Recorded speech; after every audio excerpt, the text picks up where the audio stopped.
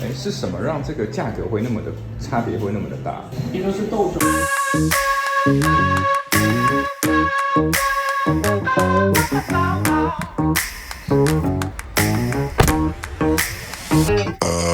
So today I got 2 cups of coffee. One is 22 RMB and the other one is 5 times the price at 98 RMB.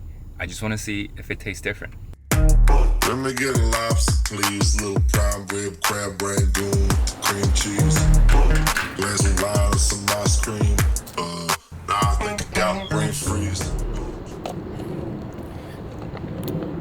I feel coffee has somehow turned into wine or Chinese tea-like type of product.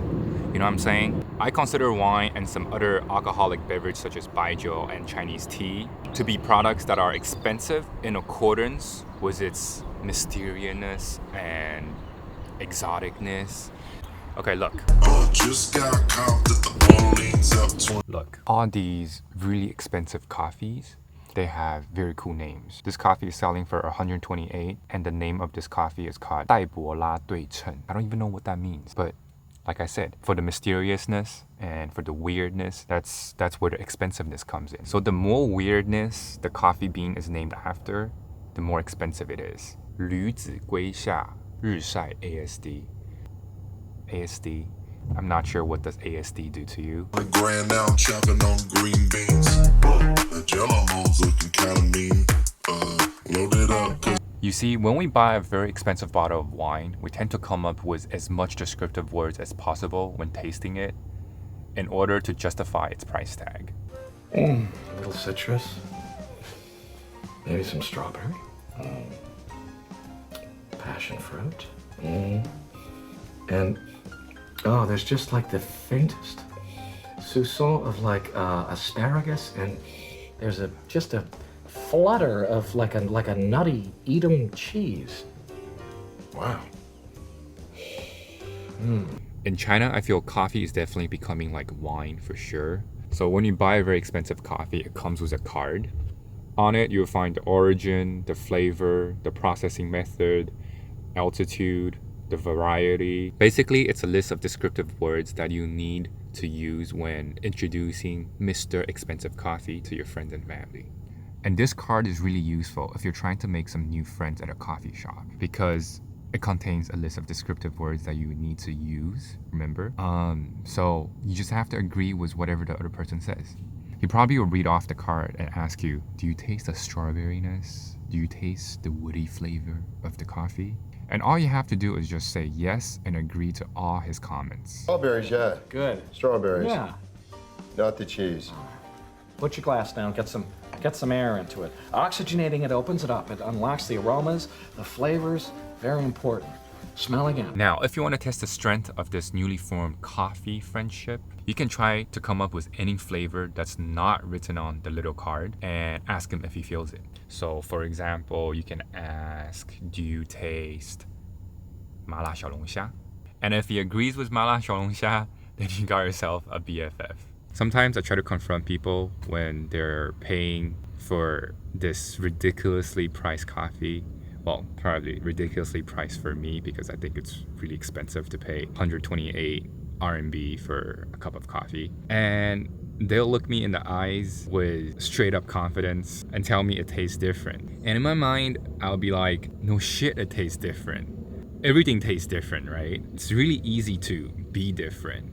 But in my mind, or in my experience, I feel you have to be different and better. BETTER, better, in order for you to be more expensive, right? So you have to be different and better to be expensive. Being simply different is kind of easy, right? Because at the moment, I feel a lot of the price that we're paying for is the packaging price. So it has a really cool name, it has a really cool background story, and that's what it gives it a very high price tag. But 128 for a cup of coffee, that is really expensive. At least in my dictionary.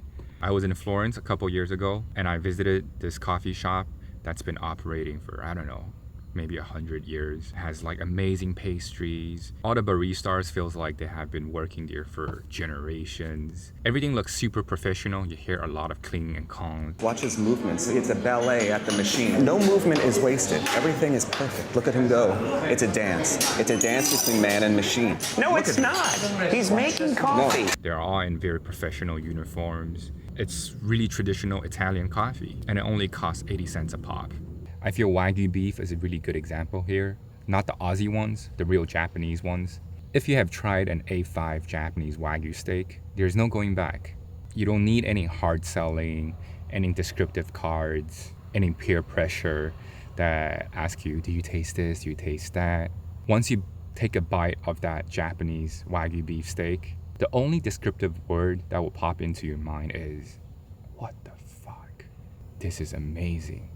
I just want to say, when something is truly good, you don't need that much branding or packaging. It's just, you just know it. You just know it's fucking good. Before we end today's talk, I want to answer the questions. Do I taste the difference of a 22 RMB Americano and a 98 RMB special coffee bean coffee?